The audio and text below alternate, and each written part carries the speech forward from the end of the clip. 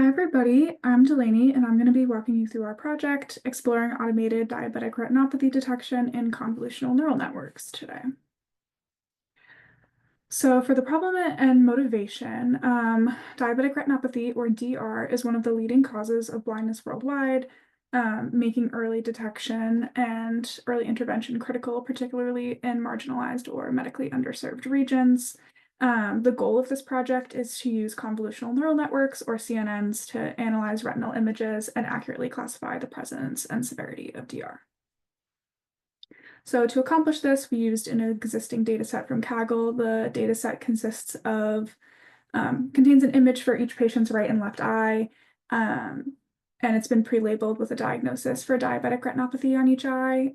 It's expected that each image is labeled on a severity scale of 0 to 4. So 0 being no DR and 4 being proliferate DR.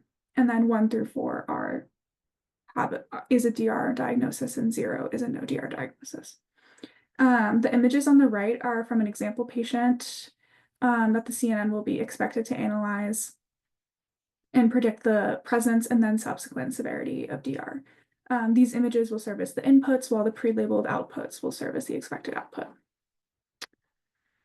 So for our baseline architecture and methodology, we use the ResNet 50 architecture with an overview of the architecture shown in the diagram below. This architecture is a popular choice in image classification due to its extensive benchmarking and renowned robustness.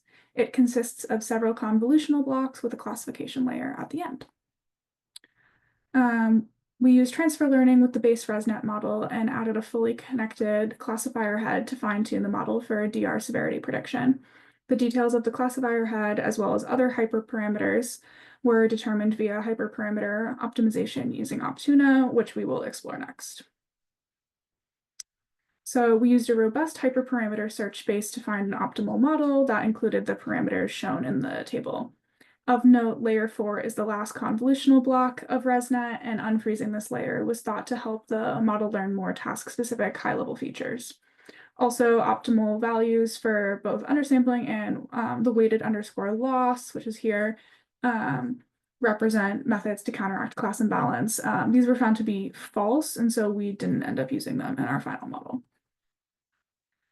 So for the evaluation procedure, we use various methods to evaluate our model performance. The evaluations we used are detailed on the slide, and the evaluation metrics we used were based on how sensitive the model is to correctly identifying true positives while minimizing false positives and false negatives, which is especially important in medical classification tasks like DR detection.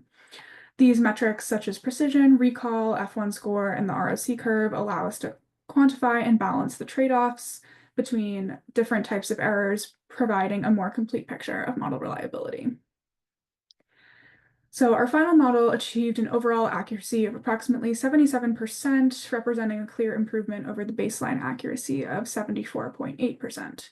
The classification report on the right details how the model performs significantly better, as denoted by the F1 score, which is highlighted for both the baseline and the final model, on the no DR classification, like compared to other classes, which is commonly due to class imbalances and model biases towards the majority class. The final model and the baseline model are similar in this regard. So now we'll go more in depth into our performance analysis. We used a confusion matrix to measure the accuracy of the classification of our baseline, which demonstrates the class imbalance in which the model mainly predicts no DR. Compared to the baseline, our final model confusion matrix revealed a higher precision in classifying diabetic retinopathy images across classes, however, reflecting better identification of true positives. The ROC curves for each class are shown here, as well as micro and macro averaged curves. The macro average curve in the dotted blue evaluates the performance of the multi-class model. The area under the curve, a metric of overall model performance, is similar between the baseline and final model. The variation of the macro average curve's value compared to the other classes again suggests that there's a class imbalance here. When plotting the training curves that compare the loss value to the training or validation epoch, it becomes clear that the model is overfitting due to the increasing loss value for the validation. This trend is similar to our baseline model, suggesting that need for future work or additional regularization techniques to combat overfitting and imbalanced data set or the imbalanced data set and to enhance the model's generalization.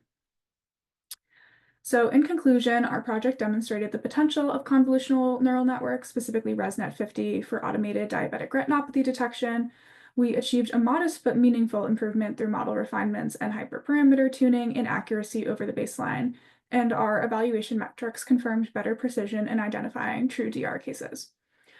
However, ongoing challenges like class imbalance and overfitting remain, highlighting the potential need for further model tuning, regularization, and data balancing strategies. Going forward, addressing these challenges could be key to building a more robust and reliable system that can ultimately assist in early and accessible diagnosis, especially in underserved regions where such tools are the most needed. So thanks for following along today. Here's our prior work and any other helpful information. Thanks, everyone.